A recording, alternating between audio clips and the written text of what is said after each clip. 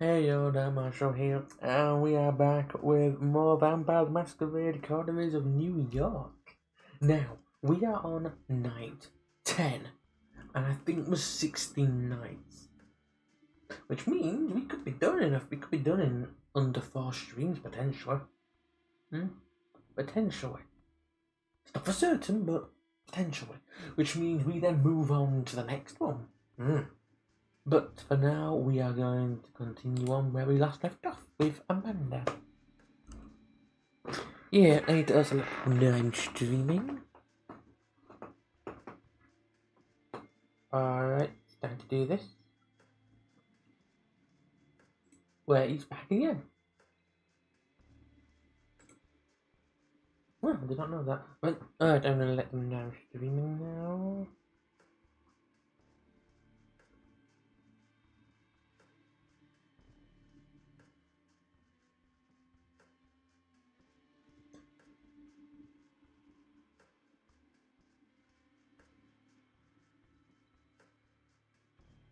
Alright, so I think the plan is for this is to finish off D'Angelo. I think that's the plan. But I need to make sure that need to make sure that my love assistant is up and about. Because this is because she's been doing all the choices you see in this. Yeah. And in Rogue Trader too. Yes, it's pretty much like because the two characters are kind of this one was in tribute to her Tremere Vampire, the red character she made when I was starting this character. I was starting this game on. And the other one, what was it? Oh yeah, the Trader one is because basically I rolled a d4 to see who was going to be who. I was got her to pick between 1 and 3. She picked 2, which was hers. Ah, hello. Right. Alright, so do you want to do D'Angelo? Because I think, and I'm not too sure if this is the final one, but I don't know. Alright, let's go for it. D'Angelo, Dead End Blues. As you make your way up the stairs, you notice that D'Angelo's office is surprisingly quiet. It's probably keeping. You were half expecting something akin to a scene from The Exorcist, with Santa belching out curses and your companions sprinkling her with, whatever is vampires use for holy water. Probably tap water, What you witness instead as you open the door is a picture of Serenity. The girl, although still curled up in the corner, sitting calm with her eyes fixed on the pages of some pulpy detective novel. She doesn't even register your presence. Sitting behind his desk, D'Angelo seems to be looking over some files, puffing on his usual brand of cigar. Seeing no trace of Larson, you assume he must have gone back to his family. I need a new chair still. I might see if I can get one. After Christmas or Christmas. Don't know yet, I want to see. Noticing your presence, the vampire detective leans back in his chair and gives you a tired look. Hey there, kid. Glad you could make it. Thanks. Number 1, I wouldn't miss this for the world. Number 2, a look of Santa. And number 3, is she actually reading? If this was Tremere, Medea, it'd be number 3. She'd be boggled if someone's reading outside of the library. You only believe it in films and shit. Oh, it doesn't actually happen. Which one? Which one would you like? Number 1, number 2, and number 3? I'm getting so used to saying them numbers now. I'm gonna end up saying it out like that. One day in person, I just know it. What? If that's I can't even see it. Okay, either that's a really microscopic 2, or I'm going blind, or you. Hang on. I don't know which one it is. What number is it? All I see is a little dot. Oh, right. I was just making sure because I just couldn't see clearly on that. You're kidding. I wouldn't miss. This is for the world. Clearly not noting your sarcasm, it hits back with a smell that I could express anything but amusement. Right. Make yourself comfortable. We have some heavy shit to figure out, you and I. Isn't that a song? Oh, no, wait, never mind. That's the two of us. Yeah. I've been going on the case files, mulling over our options. Surprise, surprise, they all suck donkey dick.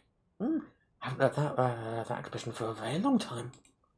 No matter how we go about this, someone gets fucked over. Her, Larson, us, everybody. Oh god, no, that's about to burst into song.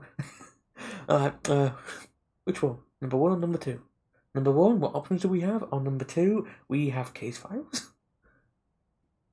How did it be, how did it be surprised at number two, to be very honest? I'm more surprised if it even has case files. That presently neat. Number one. Okay, lay it on me. What options do we have? Okay, let's polish this turd. There's a lot of stuff. It's the language is already fitting the World of Darkness theme. I have kind of missed talking like that a bit. I must admit, to be honest.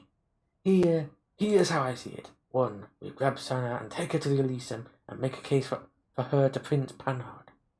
Number two, we get Valerie to back off by feeding her the dirt I got on Larson. 3, we try and get Sana out of the city. Come on, kid, I can hear them thoughts bouncing around your head. Come over here, out with it. Oh, should we do number 1? Elysium? Isn't that a death sentence? Number 2, what do you have on Larson?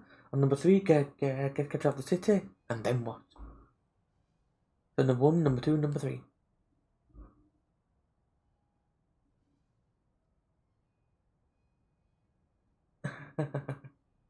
I just itched up my leg a bit, and I think I just did my nail a bit too much. You want to bring Santa to Elysium? Isn't that pretty much a death sentence? Could be, pretty much, but not quite. If we can get an audience for Panhardian, he might be able to convince her to spare Santa's life. The prince isn't as much of a hard ass as some would like her to be. She'd probably rather avoid further alienating the Duskborn community. That said, if we run into criteria, we're as good as fucked. Yeah, I'd probably agree with that. Alright, number 1 or number 2? Number 1, what do you have on Larson? On number 2, get her out of the city, and then what? Also, I need to ask you something. After the stream, Archimedes. Yes, because I've just remembered it. I just remembered what I need to ask. Because we need to learn something as well. Ow. There we go. Number 2. Alright. Assuming we can get her out of the city, what makes you think she won't kill again? Hey, I ain't just gonna lay her loose into a state and forget about it. I got some people up north, people I can trust in, might be able to help her. At the very least, keep her safe and make sure she doesn't do anything stupid. Okay, time's a wasting. What should we do? Number 1, you're letting me decide. Number 2, it ain't my choice to make. Which one? I'm gonna say the latest I'm gonna stream is up till midnight. Is that a good hour and 20 minutes? Oh, number 2 again. Ooh. 2 2s in 1. Way to pass the buck. You know I can't make that call. Look, kid, I've been at it all day, mowing it over, and all I got my trouble was splitting headache. I just don't know anymore. All I'm asking is your honest opinion. Just pick one and make a case. Convince me it's the right thing to do, or at least wrong at least. One more time. Bring the God Elysium, trade our life for Larson's, or sneak her out of town. Which one would you go with? Which one should we do?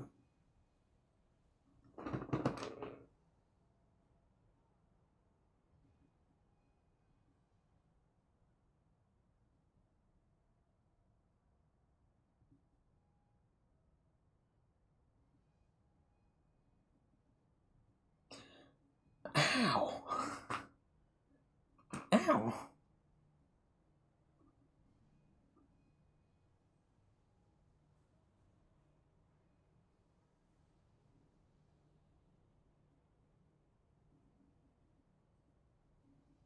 Which one then? Number 1, number 2, or number 3?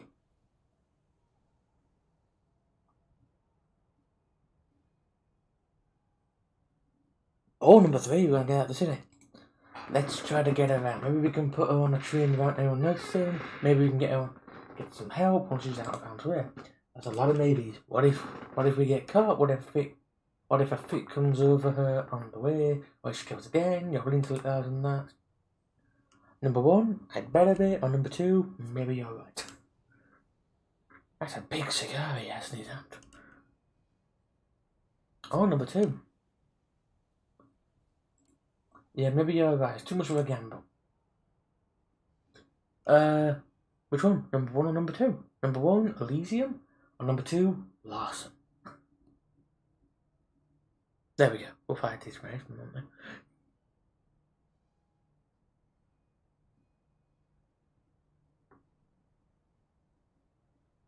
I'm gonna guess the Elysium.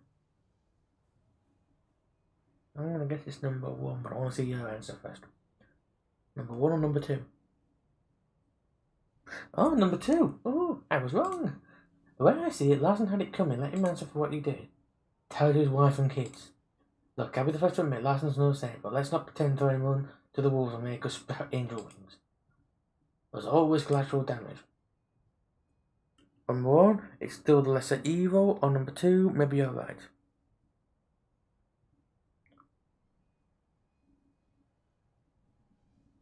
Oh. It still seems to be the least of all evils. So be it. Fuck. Do me a favour, kid. Watch her for a few minutes, okay? I gotta make some arrangements, make a few calls. He catches himself, looks at you with the passion of the phoniest of phony guilt. But not like with a phone or anything, because, that would make me a naughty boy, which I'm clearly not. It walks out of the office, through the frosted windows. You see him instantly go for his clamshell phone. Screw it, does it really make a difference at this point? You turn to the girl, who still has her nose in the book. Oh, number 1, hell of a week, huh? Number 2, you like the book. And number 3, I hope you're ready.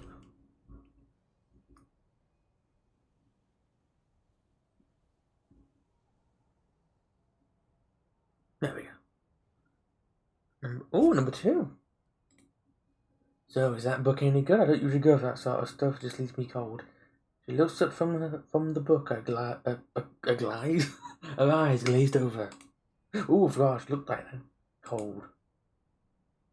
A shiver runs down your spine. You decide it's best to leave her to her reading and spend the next few minutes in complete silence. Finally, D'Angelo staggers back into the room. Alright, I've set up the meeting with Valerie. Once we get her, if her evidence shock wants to look the other way, I don't think she's lying. He walks over to Sana and crouches beside her. Speaking softly, takes the book out of her hands and gently strokes her head. Hey, darling, I need you to listen very carefully. There's a man coming to take you somewhere safe. You know it's him, because he'll say my name. Remember my name? She squints, trying her best to concentrate. D'Angelo. Close enough. Yeah, close enough. Something akin to a smile creeps onto her face. It goes as happy as you've seen her. Gift, not hurt. D'Angelo returns her smile. You're welcome. He turns to you, putting his serious face back on. He nods. Looks like it's go time. You follow D'Angelo through the streets of Brooklyn. He seems preoccupied and lets out one of his trademark mutters every once in a while. Doesn't it occur to you that he's never told you where right way was meeting Valerie? Still, you let the matter rest for now. You know soon enough. A few blocks further, you find yourself in an all too familiar area. You give D'Angelo a confused look as he stops in front of Larson's family home. All the lights are out. It doesn't look like anyone's in at the moment. Number 1, is this the meeting place? Or number 2, what about Larson's family?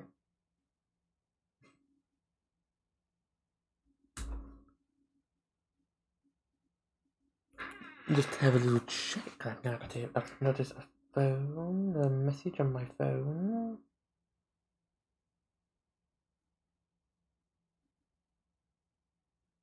Oh, it's from you!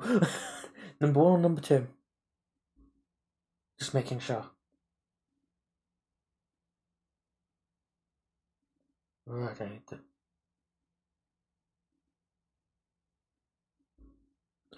So, number 2, okay. You don't think Latin's family might be a problem? They would be if they were here.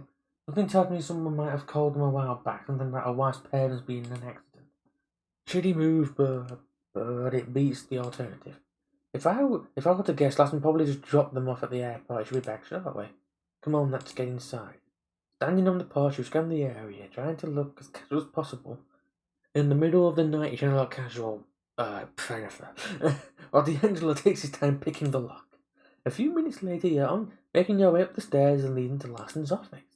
You have to say, it's one hell of a nice house. Certainly better than any hovel you've ever lived in. Considering the hand life he has dealt him, Larson certainly made the best of it. You step inside the office, D'Angelo makes himself comfortable in Larson's chair. He looks over the alarm clock sitting on the desk. Shouldn't be too long now. True to his word, a few minutes later, you hear someone fumbling with the lock downstairs. A muttered curse and several panicked steps later, Larson appears at the door of his office. You're really liking me streaming World of Darkness games, aren't you? Jesus fucking Christ. I thought I was being robbed. Yeah, I'd probably say something similar to that. Anyway, in that situation, I probably would be. You know, I'm being honest. I probably was worth from shock. If someone broke into like that, I saw someone creeping around, or someone from family. But I've yet to do that though. No, I just go very silent. I just become a human statue when it comes to it. He lets out a sigh of relief. It's very convincing. You can tell he had a lot of practice. You're really pushing it, D'Angelo.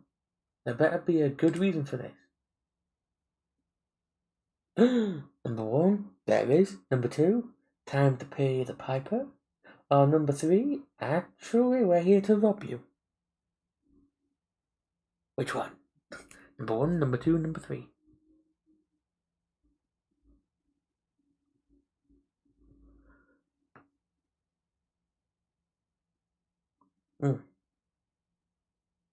Oh, number 2. You've had a good run, Larson, but now it's time to pay the piper. Oh, Jesus! Where did she come from? Speaking of which, the three of you turn towards the door in such perfect unison. It almost looks choreographed. You see Valerie standing in the doorway. Oh, good God. What the fuck? What's she doing here? Without uttering a single word, D'Angelo pulls out the tape recorder and he holds it up for everyone to see. D'Angelo, what are you? No, you wouldn't dare. Press the button, the device sputters to life. The recording is strong to the point. You can clearly recognize Larson's voice telling a mutual friend where to find Nicky the Chop. The context does the rest. Thanks, Ginny. All I needed. She walks up to Larson and puts a hand on his shoulder. The thin blood looks completely deflated. He mouths words and shakes as if he was about to cry. As much an asshole as he's been to you, it's hard not to feel sorry for him. Okay, sweetie, we can do this the easy way or the hard way. First we goes like this. I take you to the prince, let you state your case, and you accept whatever punishment is given.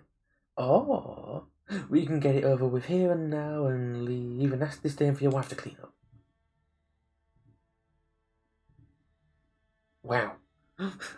The thin blood Primogen gives her a look of utter defeat. You can tell he's made his choice. Before they leave, he takes one final look at D'Angelo. Oh, good God. You killed me, D'Angelo. You fucking killed me. I want you to know that. D'Angelo looks him dead in the eye. They keep at it for a few seconds, silent, unflinching.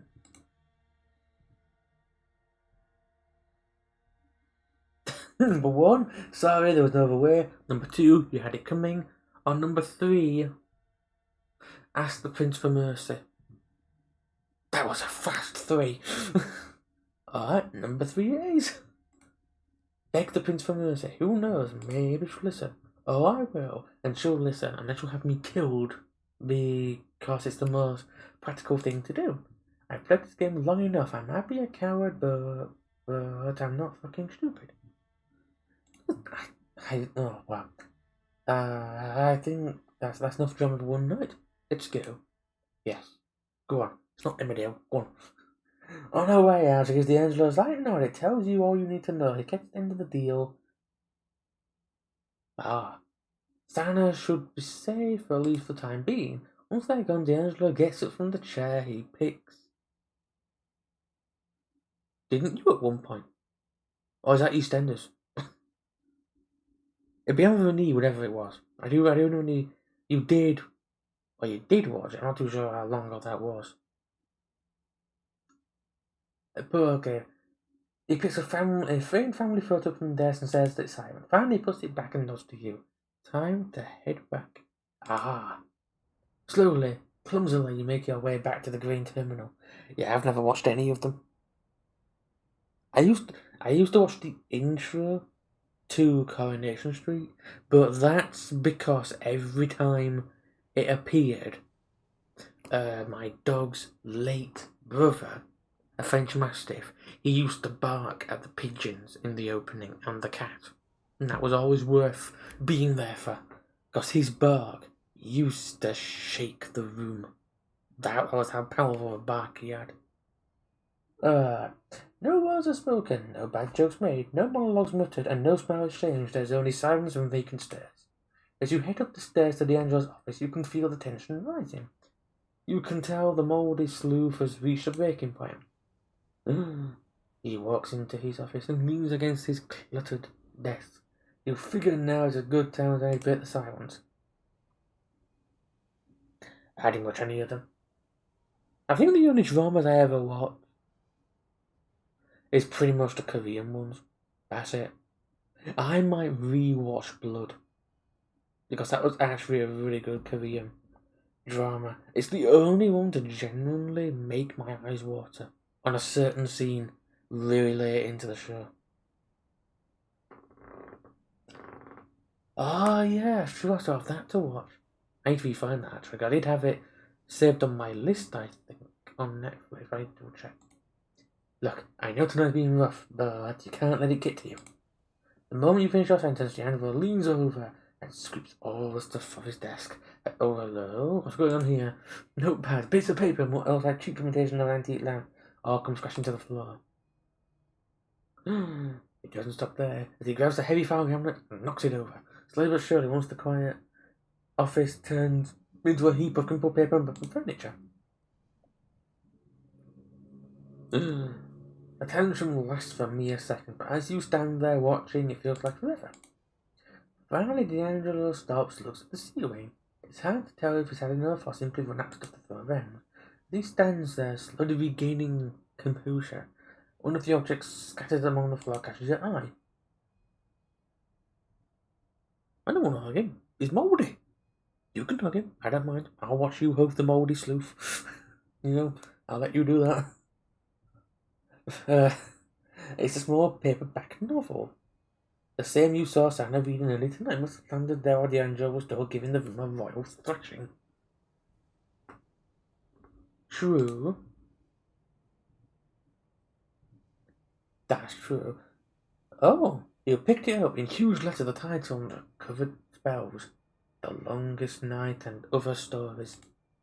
The small caption underneath reads, another collection of stories from the... Oh, Gianni D'Angelo's saga. What in the actual fuck? You flip it over, immediately drawn to the picture on the back. If it's not for the lack of flaky skin tone features, you can tell this guy looks very familiar. The name on the picture, Reginald Finch. You stand there, not even knowing where to start.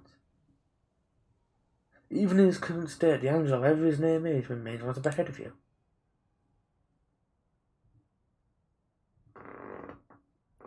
Oh god, he was... Yeah, that's me in the picture. Yeah. Reggie fucking Finch. Haven't seen him in a while, wasn't planning to. You took the name of your character, number 1. Number 2, who the hell are you? And number 3, you lied to me. You named yourself after one of your characters. Phrase more than that. I sort of became him. See, Reggie Finch was a pushover, a small-time journalist and a wannabe writer. He would never survive out here, among the courses of New York. There's the title of the game. Gianna D'Angelo, on the other hand, honestly, it just sort of happened. Guess it was the only way I could make sense of it all. Once you make up looking like this, yes, the title drop. Every game has it at least somewhere. Somewhere. Realizing your life and all that you were is gone. Forever. You can't really blame me for trying to at least make it interesting. True, but I did manage to drop Final Fantasy. I did that somehow. Naturally. Just as I said that. It was naturally said, that's the weird bit. It fitted into the line. I can remember making that line and you near wetting yourself with laughter. With the fact you couldn't believe it happened. Damn it. Look, whatever you choose to call yourself, you've proven time and time again that you can handle yourself out there. That you got a heart, plus some brains and bone. I know. I think you didn't. You were laughing a lot, though. That's something you were doing. I guess what I'm saying is, the guy I've gotten to know in these past few nights, be it Reggie or D'Angelo, is not just a character, he is a person. One I'm glad to call a friend. Oh. He looks at you in the eye. For a strange reason, you feel like you're seeing him for the very first time. Thanks, Key. He stops himself when he speaks again. He sounds different. Somehow more confident, less exaggerated. Thank you.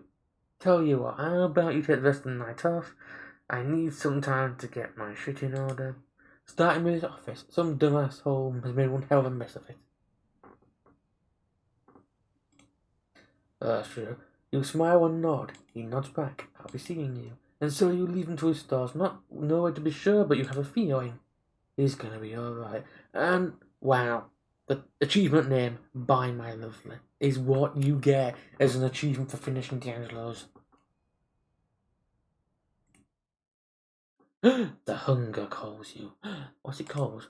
The city's skyscrapers, the seeming never-ending sprawl of the boroughs, it's all a prison. You need to get out. You need to take back control of your life in an instant. The memory of your sire's frosty blue eyes mock you. Tempts you to show your dominance, to prove you have the guts to take what you want. Feeding, that's just the thing. Coaxing. No. Ordering them all to bend to your will, drinking deep from their lifeblood. Faces pass you by while some look more ravaging than others. Say what? What? What? Say what? Oh. I thought you were going to say nipples, but any would do right now. You compose yourself, your rational mind fearing a blatant breach of the masquerade temporarily holding over the beast and its compulsions. I don't know. Oh, dominance, yes.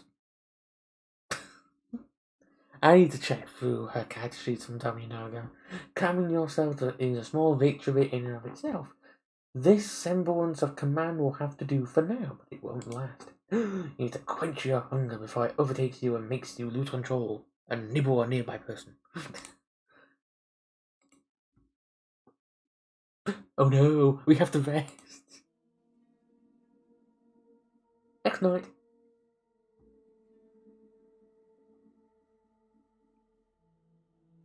Oh! Who do we go for now? That's true. There's part 2 of him. You've taken care of Frank Doherty, but apparently there's someone still someone still stalking inside of the department. He's not that stupid, is he?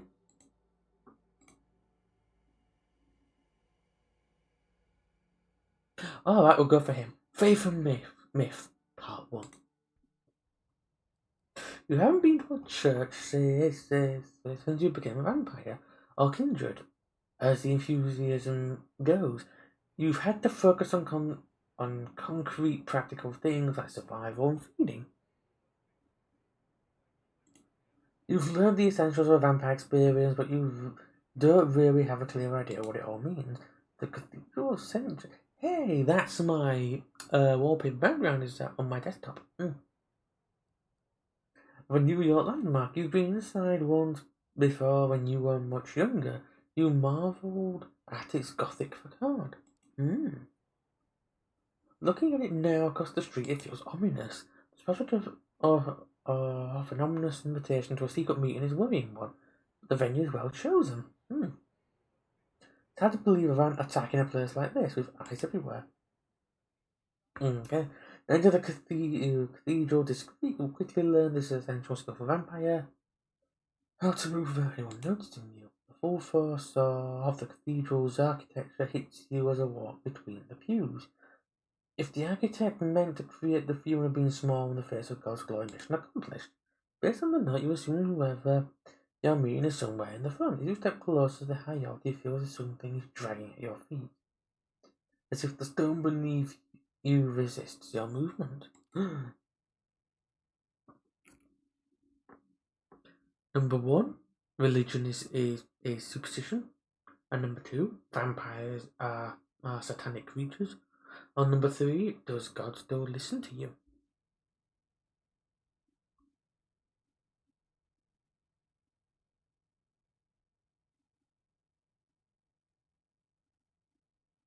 Which one? Number 1, number 2, number 3. Oh.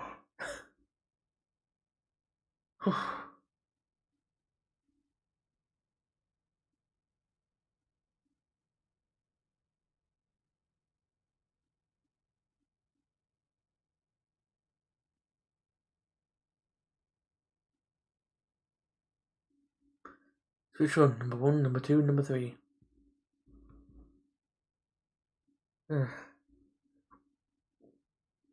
That's a shame. No, I'm about to stretch my hands.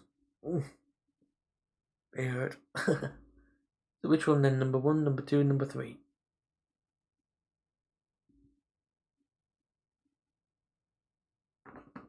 Ah, oh, I was cracked my hand then. Ow.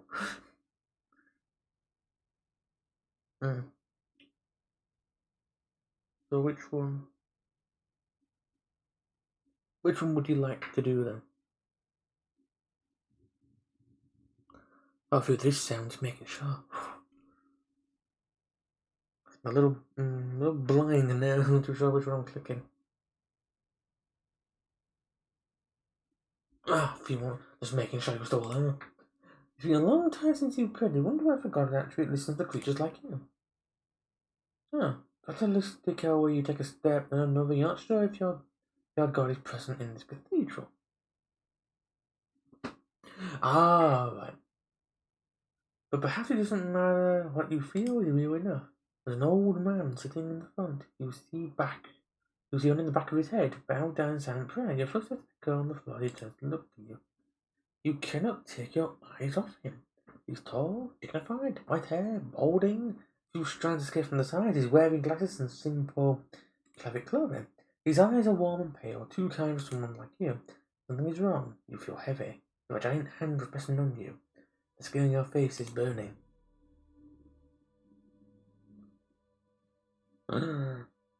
Perhaps unconsciously you expect something like this as a vampire will only it's not the building or God making you feel like you're burning alive. It's the man, the priest. Oh, welcome, my child.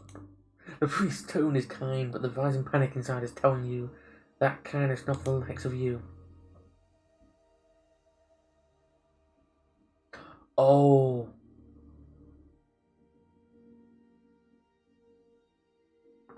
Number 1, run. Number 2, confront the priest. Or number 3, fortitude. The only way to understand these painful feelings is to push forward and confront the priest. As you take a step towards the priest, panic arises inside you. The emotions are hard to control. Fear, anger, pain, always trying to wrestle you from directions away. Can I help you? Are you okay? The priest talks to you like he would a lost vagrant who was chosen to enter the house of God.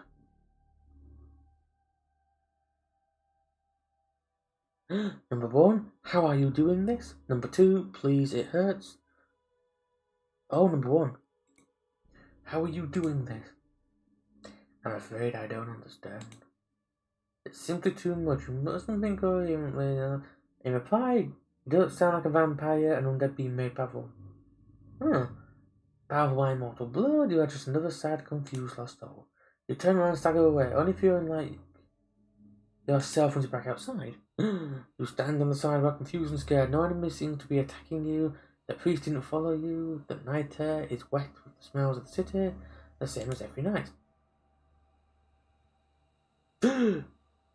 How did it feel? You look at the man speaking to you. He's well dressed, if a little archaic, dark-haired, handsome, like a character from an old movie.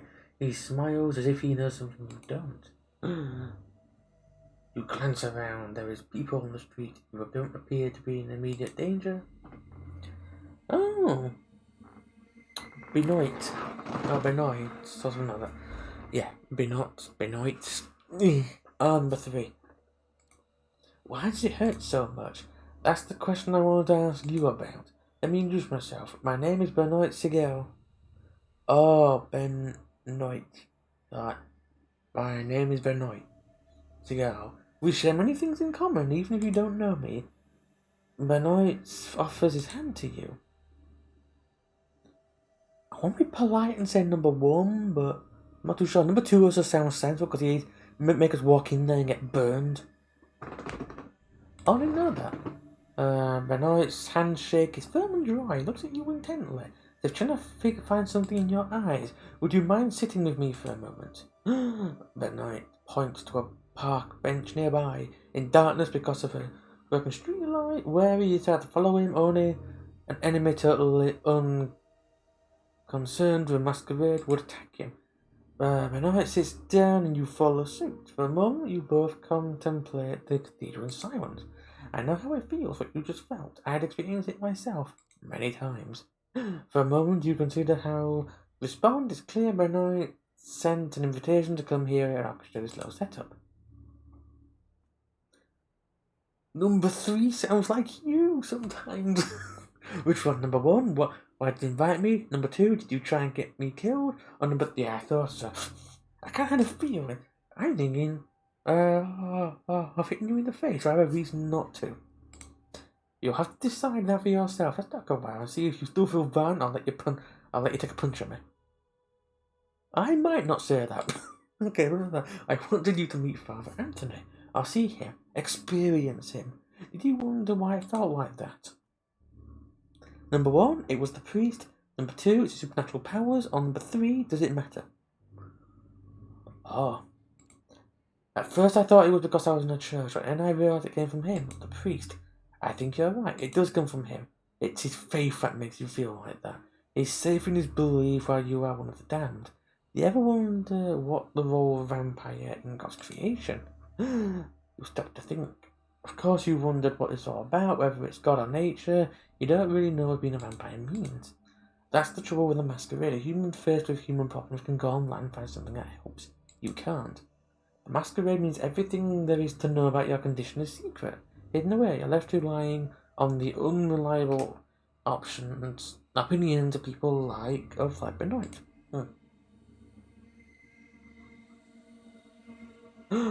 Suddenly Benoit takes her hand and presses it against his chest. He stares at you in your eyes. You feel his heart stop. My heart no longer beats, yet I move. I talk. This is how God intends us to be.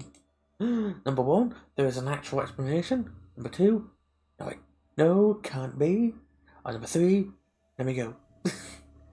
Number 1. Whoa, I don't believe in supernatural. There's a natural explanation to all of this. We just don't know it. Maybe there is. I don't know either. But I know that Father Anthony's faith is real. Sometimes I'm skeptical too, but in Father Anthony's presence, I know faith is real. I know because it hurts so much. Perhaps you have questions about faith and our kind. Wait. Number 1, yes, what are we? Number 2, how do you know any of these stories are true? Number 3, perhaps we are divine, not damned. Alright. How do you know any of these stories are true? I don't. How could I know? But this is what faith is. You have to believe something, good, evil, right, wrong, love or hate.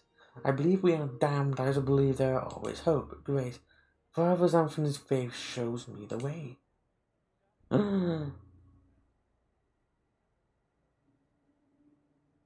It's so easy for us to lose ourselves in the morass of occult speculation. Sometimes some of our kind revere Cain, others Lilith. Cain, the mythical figure considered to be the first and most powerful vampire. Some fans prize themselves a Canaanite member of the race of Cain. Others Lilith. Maybe in the Cameras place their favours and visual guidance of the Methuselahs, who are supposed to watch over us. What? A vampire who exists for a millennium or more? An elder who is no longer participates in kindred society?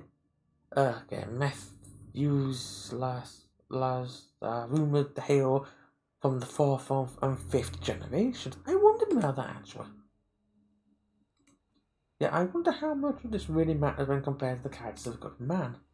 Number 1, did I come here to talk about religion? Number 2, there's a lot to take in. Number 3, these are just crazy vampire stories.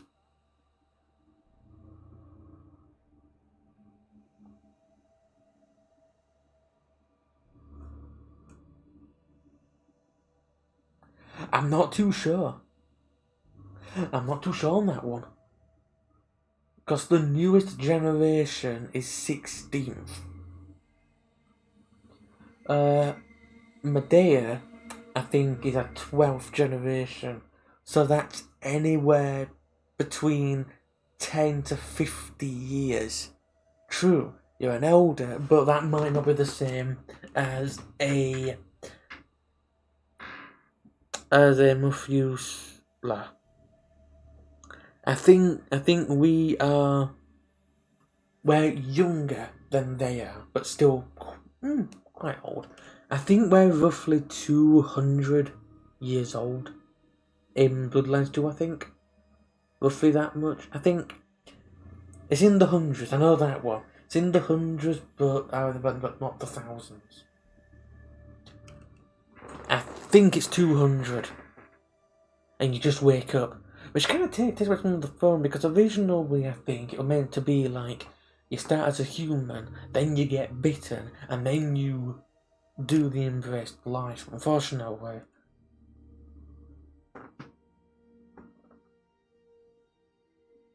Yes, you just wake up. You kind of wake up and you sort of arrive in the new place, which kind of takes away a lot of it, because yes, I think for our Masquerade campaign, I might do a session 0 where it's like potentially in our session 0, like the first half, it be as the human, and then in the second half, it basically would be like after the embrace of getting yourself. Yes, they can do. Every TRPG does a session 0. All of them can do it. It's just a way. So, say for instance, you want to try out a new character, but you're not too sure. A session 0 is there, which basically means if you don't like the character, you can just put it away or use it as an NPC later on. Or if you do like it, you carry on from session 0 to session 1. It's like that. So you kind of, like, session 0 is like learning the things as well. Like how we're doing our D&D thing. That could be a session 0. It's like that, really. It's just getting to grasps with the rules, how it works. Gives you a session just to warm up before you then continue in to it. It's like one-shots as well. They can kind of be like that. So things like that, really.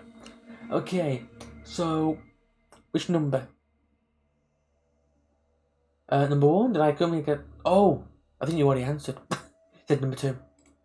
That's a lot to take in. All these myths, hard to know what not to believe. I know it's overwhelming. It was for me when I first met Father Anthony. I know there's others like him whose faith shines like a beacon. Priests, old ladies, children, anyone can have that conviction inside them. Oh. There's number 1, I have to go. Number 2, this is too much. Or number 3, I have to pray for guidance. What I might do actually for sessions, I may buy some little like accessories or just other little props just to have. So if you like, I don't know, like for instance, with your Tremere, I may buy some things to help reflect a bit more. So if you want to use something, you can actually use that prop to physically show what you're doing, what your cat will be doing, and things like that. Okay, this is too much. Would you like me to go along with all this insanity? Benoit nods patiently. Let's meet again in a few nights here at the cathedral. We can talk more after you've thought it through. You leave Benoit sitting in the shadow of the cathedral, contemplating what lies within. It would be easy to ignore his words without the reality of what you experience. Father Anthony was holy. You know it to be true, but what does that mean? Which one shall we do now? There's part 2 of him. There's part 1 of somebody watching me. There's searching for hope, or there's Jezebel's chowder. Which one would you like?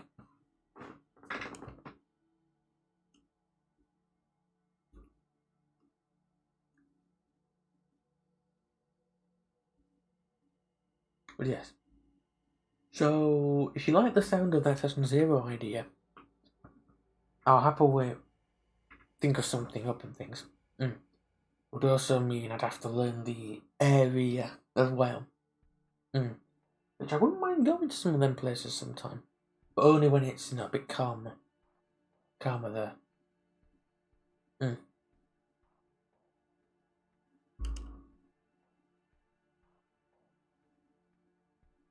So which one shall we do now? I think we're on night 11. I get the feeling we might not be able to do all of them.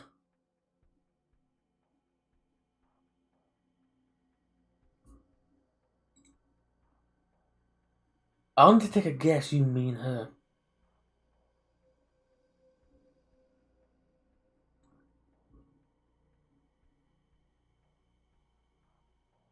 I'm only guessing it is her, but I don't know.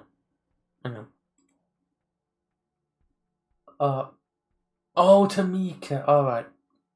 We're going to Tamika. You make your way through the Grand Army Plaza, passing the soldiers and sailors Mario Art. You can't help but feel a tingle of nostalgia as you picture the places you've seen it countless times in broad daylight, teeming with life. You quickly get over it and pass through the northwest gate into Prospect Park. The park is an unusual maze of unkept foliage and dim-lit alleys. Silence hangs in the air. It would look like this time of night, and there doesn't appear to be any sign of a kindred presence. You start to suspect Langley's sources fed her a bunch of bullshit. But you're not willing to give up just yet. As you ponder your options, you hear footsteps coming from behind the line of trees. Quick, but evenly paced. Most like a late-night jogger. No vampire would take kindly to you feeding in their domain, but then again, perhaps you could kill 2 birds with 1 stone. We need to feed, because we did get something about hunger. We might have to do it, because it might be a way that we can feed, and at the same time, if another vampire sees us, I think feeding might help. Because I said we did get that thing. So number 1, walk around the park. Number 2, seek out the Gangrel Haven. Or number 3, we nibble the midnight jogger. Aha, we shall feed. You lock onto the tandem footsteps. Predicting the runner's path, you move swiftly but quietly to intercept them. You hide behind a tree and wait for your prey to get closer. Mere seconds later, a young man in an off-brand tracksuit drops into view. You notice the buds in his ears, beat heavy music bleeding through. I should make it easier. Just as the man passes you, you rush behind him and plant your hand firmly around his neck. He struggles at first, this desperately trying to break free of your grasp, but as soon as your fangs pierces skin, panic gives way to a peaceful submission. You feel elated as the warm liquid trickles down your throats.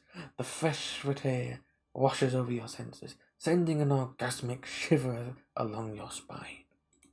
Somewhere in the deepest, darkest crevices of your mind, the beast stirs in its slumber. You stop feeding just in time. Your hunger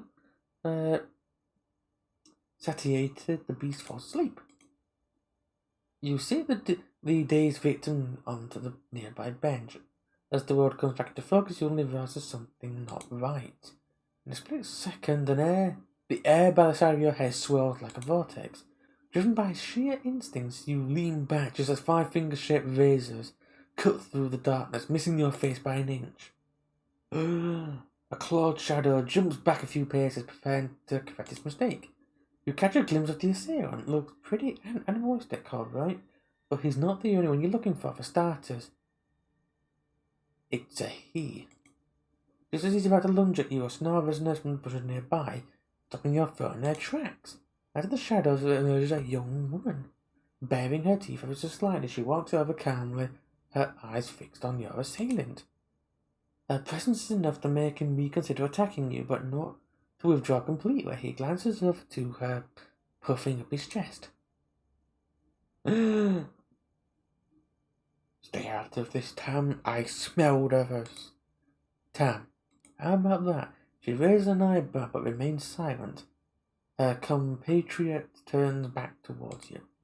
You shouldn't have come here, girl. I'm gonna fuck you up so bad you'll be wearing your tongue as a fucking necktie. That's a lot of... What? Why is the past 2 or 3 streams of this have been a lot more swearing than I thought? You're getting lucky again tonight, you know. You're getting very lucky tonight with all this. Tamika looks at you expectantly. Should we do number 1, number 2, or your favourite nominate? Which one? Number 1, number 2, dominate. Oh, number 1. Easy there, big shot. You made your point. Okay, confirmed badass. I'm not looking for a fight. Tamika tilts her head in a way that's barely noticeable, and yet strangely expressive. She seems disappointed. The man loosens up his lips, twisting into a weird smile. Clearly, you just gave him the confidence boost he needed. Figures, you know what you look like? A stuck-up bitch. All high and mighty in the boardroom, but out in the wild, you're just a scared little girl. Well, guess what? You ain't getting off that easy, chicken shit. A fierce growl echoes across the airway, stopping the savage in his tracks. Tamika walks over to her comrade, her fangs glistening in the dim lamplight. She pushes her hand on the side of his head, caressing his hair and tugging at his ear, as if she was scolding a puppy. She leans over and speaks in a voice that's firm yet oddly affectionate. It's okay, Raoul. I'll handle it from here. The male gangrel looks at her, a mix of timidity and resentment. Then he turns back towards you. Fine, you're not worth the effort anyway. Having said his piece, Raoul retreats into the shadows, although if you weren't to guess, he'd like to stay within earshot. With her companion gone, Tamika turns to face you once again. What do you want? Number 1, straight to the point. I like that. Number 2, I can use your help. On number 3, better put a leash on that pet of yours.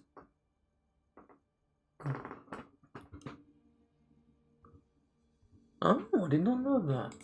Straight to the point, huh? I like it. I don't care what you like. I'll quit stone. You have something to say it. Number 1, I'm looking for partners. On number 2, I want us to be friends. We're gonna get a slap, aren't we? I've come with an offer. I'm willing to offer you my services, such as I would hope for a fruitful, long-lasting relationship. So you want to help me with something because you want to be my friend. That about right? Yes. That is wholly true. Yeah, that does sound corny, doesn't it? It puts on a veneer of skepticism, but you can tell she's intrigued. Corny's not bad, though. I think I'm okay with corny. What I'm not okay with it is putting my ass on the line and getting stabbed in the back for my troubles. Ah. I think I was trying to help her as the blue jowl. So why exactly should I trust anything you say? Number one, I don't expect you to. Number two, this isn't like Jezebel. And number three, I can make it worth your while.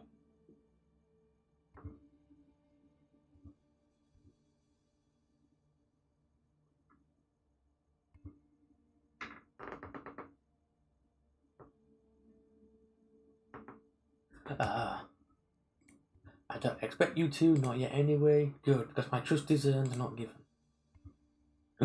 Number one, then let me earn it. Or number two, so that's a yes. And let me earn it. A few nights of your time, that's all I ask. For a brief moment, she stands there, motionless, looking straight into your eyes if trying to size you up. Finally, she looks away. It looks like she's come to a decision. Just so very clear, I don't trust you. I have no reason to. Frankly, you sound more lost than I am.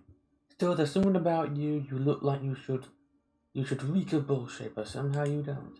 So I'll give you a chance to prove yourself. I have some outstanding business to take care of. I'll let you know once that's done. Meet me here and we'll see when you're really made of. Oh, fair enough there. And with that, Tamika disappears into the night. That went pretty well, all things considered.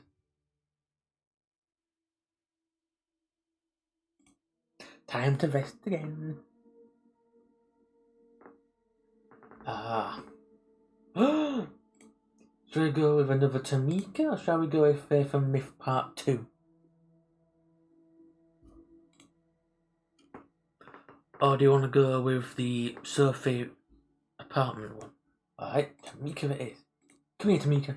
Once again, you crossed the gate across the part and head straight for where you last saw the feral duo. Minutes pass by, and no sign of Tamika. You begin to worry that something might have happened to her. Suddenly, you hear rustling coming from the nearby bushes, and it's not the stray cat kind of rustling either.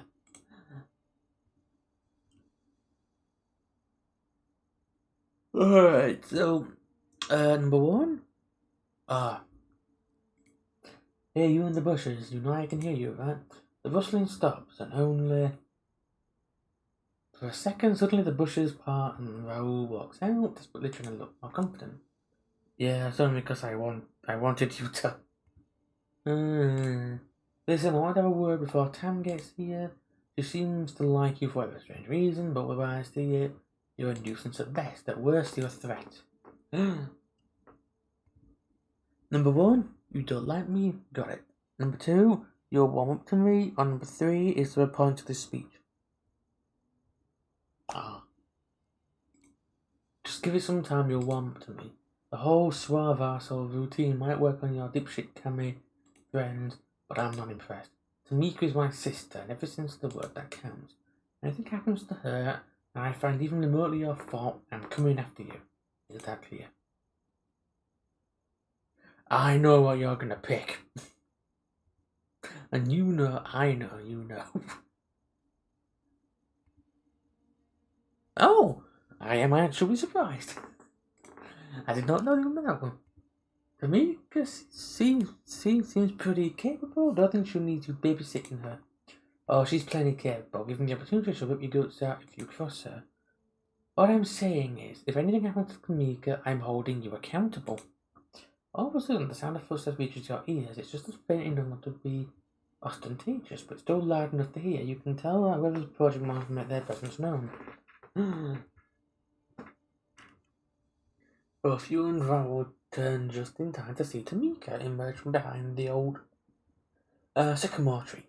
It's hard to tell just how long she's been listening into your conversation. In case she walks up and speaks, addressing no one in particular. Did I miss anything? Number one, your brother's worried about you. Number two, your brother's being an asshole. And number three, nothing important. Your brother's worried about you. He seems to think I'm a bad influence. Aww. In an instant, her voice goes from a mocking sweet to stern and unyielding. Her next words sound like a challenge. Is this true? Oh, you think I can't take care of myself? God damn it, Dan, that's not what it was about, and you know it. I know, Big Brother, you meant well, you always mean well. Ah, screw it. Why would I even bother? And with that, Roll takes his leave. Miko waits in silence just long enough to make sure he can no longer hear her, and addresses you. I have a favour to ask. Ooh. Number 1, for you, anything? Number 2, what is it? Or number 3, I like my favours returned. Ah. Okay, what is it? I have an errand to run. I was hoping you'd come with me. There's a place east of here. It's a short walk. We should be back in about 2 or 3 hours. I think after this little bit, after we've done the Tamika section, I think I'm probably going to call it. Number 1, wait, we're walking. Number 2, number 1. Wait, we're walking, as in on foot in New York City. I don't like cars, alright? They remind me of old times. Before I became this, it can be distracted. Oh, distracting. So can we go? I'm a little bit, but I want to get this done. This bit done. So at least, I want to see what night we're on next. I need to double check how many nights there is left. To get the feeling within this stream or 3 more, we'll actually finish this. Well, alright. And so you head towards the parking lot accompanied by Tamika and a lot of unanswered questions. Oh, that wouldn't surprise me. Following Tamika's direction, you finally arrive at the Evergreen Cemetery, one of the oldest burying grounds in Brooklyn. You enter through the southwestern gate and follow your companion through the sea of tombstones. It's a nice enough place as far as graveyards go, much less homogenized than the usual flat fields littered with identical markers. Tamika confidently presses on, swerving and weaving along the pre-programmed path. Its glitches being here more than a few times. Finally, she made a sharp left, take a few more steps down a gravel walkway, coming to a sudden stop in front of a modest headstone. The inscription says, Lucas Santiago, beloved sister and daughter, born 1991, taken from us far too soon. With her eyes fixed on the graveside, she lets out an absent-minded daughter. I need a moment alone. Not long, 5 minutes at most. You look around, search for a good spot to wait for her, and pass the time. But far into the lawn, you notice a long vegetation under a willow. Suddenly you hear voices, distant but slowly approaching. Judging by the tone and timbre, guessing it's a couple of teenagers out to get their late-night kicks among the dearly departed. Might be a good chance to feed. Then again, you could just pass the time walking around the area. It's actually quite nice in a dark and somber kind of way. As we do number 1, I'll wait by the bench by the tree. Number 2, I'll take a walk. Don't be too long. Or shall we feed from the teenagers? Number 1, number 2, or feed? Oh, number 1. I'll wait for you on the bench over there by the tree. Thank you. You sit on the bench, take a minute to relax, let your mind wander, looking for the willow swaying in the breeze. You suck in the atmosphere, being a vampire sure has its moments. Finally, you get back to the tree and find Tamika sitting on the bench. Without a word, you sit next to her. You look over her, doing your best not to stare. She looks down, crossing her arms, putting her hand on her shoulders. In an instant, the ferocious savage appears, replaced by a vulnerable young woman. I think I'm done. Number 1, you're okay. Number 2, who was she? And number 3, you feel like sharing. You feel like sharing? No, but I guess I owe you an explanation. She looks away. You can tell she's struggling with opening up to you, so he remains down, not trying to make her uncomfortable. I was embraced not far from here, in this cemetery. A fitting spot, I suppose. It was close to a decade ago. I'd been on the road for a couple of years at that point, hitchhiking from town to another. New York was supposed to be just another stop. And then I met Jezebel. She was strong, smart, independent, sounding like someone I could trust. someone I could get close to. She never made me feel inadequate or ashamed, and she could hold her own in a fist fight too. Funny though, she only wanted to meet during night time. I didn't think much of it, even came up with excuses for her busy, eccentric, whatever worked. Until one night she sank her teeth into my neck. Oh. Number 1, at least you knew your sire. Number 2, she stood around. On number 3, she sounds like quite a gal. Number 1, number 2, number 3, alright. Hey, at least you know your sire. I can't cast the same for myself. For a brief moment, she looks at you with genuine sympathy. I'm sorry. She then looks away. She's slightly embarrassed by her own reaction. Anyway, she left soon after turning me. I think the conclave of Prague really shook her up. Number 1, she left you alone. Number 2, doesn't justify leaving you. And number 3, conclave of Prague. Well, the conclave of what now? Prague. It's a city in central Europe, supposed to be neutral ground, a good place to skip pot and session. But it ended upon a potential civil war. Oh, next thing you know, the Anarchists were expunged from the Camarilla. All they had done for our kind, the blood they spilled, it didn't amount to a thing. I can't blame Jezebel for feeling betrayed, but yeah, even though I'd have Vol and Luca, I was still furious and terrified.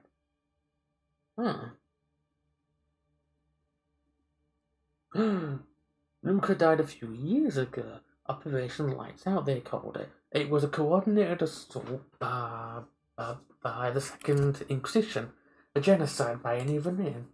Her family got together, brought up a plot, and buried an empty casket. I guess they wanted some closure. Can't fault them for that. Even though she's not really here, I like to come and visit them from time to time. It reminds me of who I am. Keeps me in check, keeps the beast at bay. Also, this being the place for embrace, you have to appreciate that level of irony.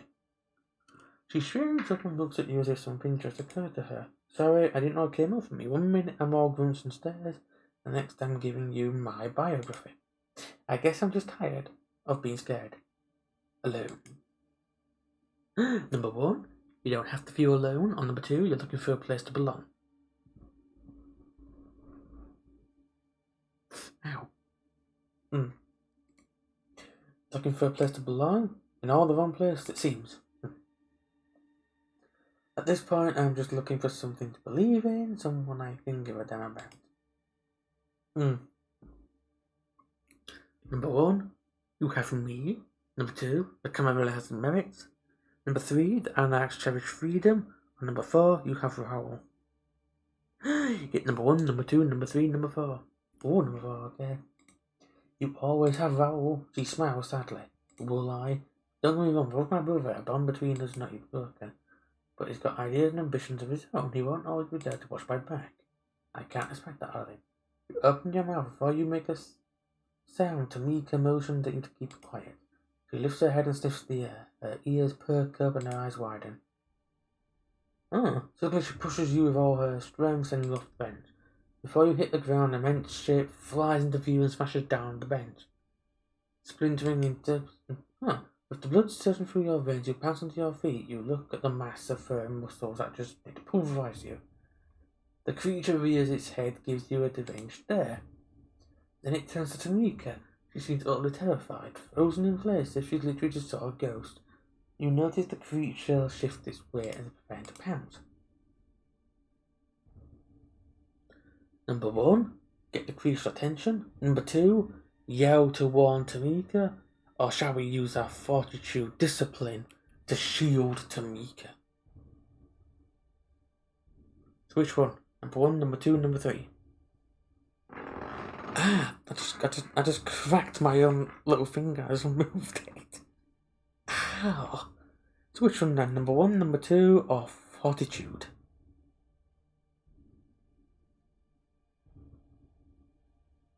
Oh, fortitude.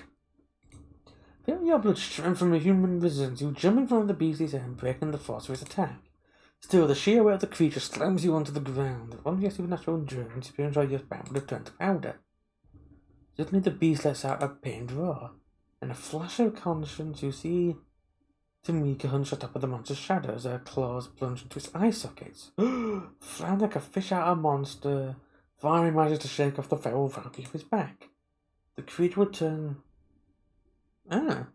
towards you. For a second, it moves its mouth awkwardly, chanting about the form words. Oh, that looks creepy. Stay out my ground. The creature runs off nearby clearing when all of a sudden gunshots were heard trembling from the way. A group of well-armed men in body armor emerge from the shadows and an orderly formation moves closer to the creature. Number 1, walk out to meet them. Number 2, stand and fight. Or number 3, retreat and hide. Number 1, number 2, number 3. Or number 2. If your ego sufficiently wounded, decide to stand your ground, then mess with you supernatural monsters. These look like ordinary mortals. Still, whoever they are, they seem to know what they're doing. You wipe the blood off your nose and steel yourself for what's to come. All of a sudden, Tamika grabs you by the arm. No, there's too many of them. Come on. Deferred by attrition, you probably follow her behind nearby bushes. Luckily, the men don't seem to have spotted you. From the relative space safety of the foliage, you watch in silence the environments through the creature using steel nets and cattle prods. In the corner of your eye, you see Tamika looking away as if she finds the whole spectacle somehow distasteful. She speaks under her breath, her voice shaking. Can we get out of here? You see no reason to object. You walk back to the quiet and somber space. Turns quiet. Silence, a city, a blur of lights, car driving by. You look over to Tamika, she's lost in her thoughts. Finally, you decide to break the silence. Number 1, what was that thing back there? Number 2, any idea who those guys were? Or number 3, are you gonna be alright?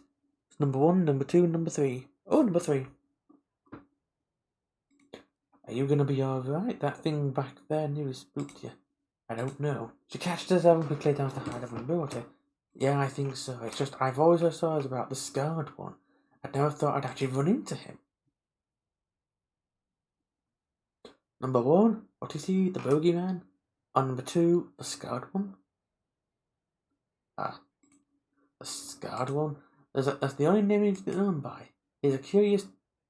he's cautionary tale for young gangrel. Here's what happens when you let the beast take over. I always figured him to be more of a metaphor, seeing him in real life. It's just like Christianity just happened to run into Judas. It's caveat, isn't it? Seeing him hunted down by the SI, I don't know what to think. I don't even know what to start. It's hard to give us some space to give us the night to walk in silence. Oh. Soon after from the tree.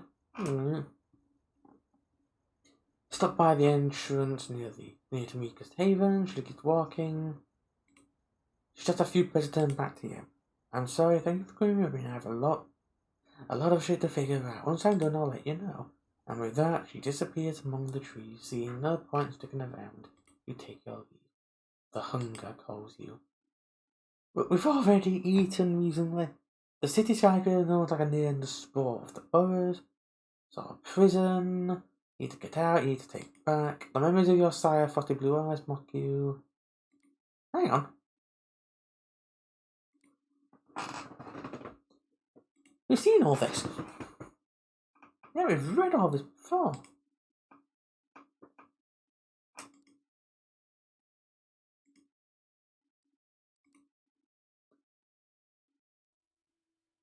Alrighty then, that's really where we're gonna end the stream for now.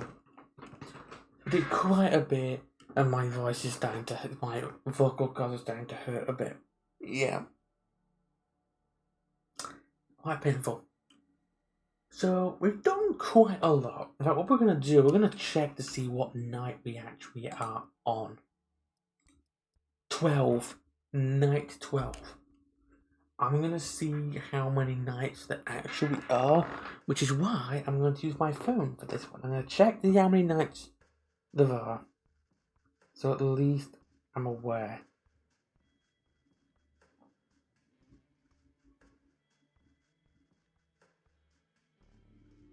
There is.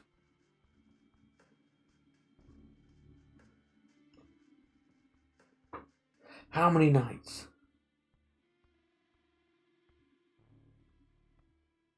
Right. So on night 12, it means we are 3.5 nights to finishing the game. 3.5 nights. That's roughly 2 to 3 streams. And then we're good to go. And we're good to start off Shadows. Yeah. That'll be fun. Alright now, so I've made that much. So thank you very much for watching this stream. Catch me in the next one, which is going to be Friday. And that is going to be Cyberpunk 2077.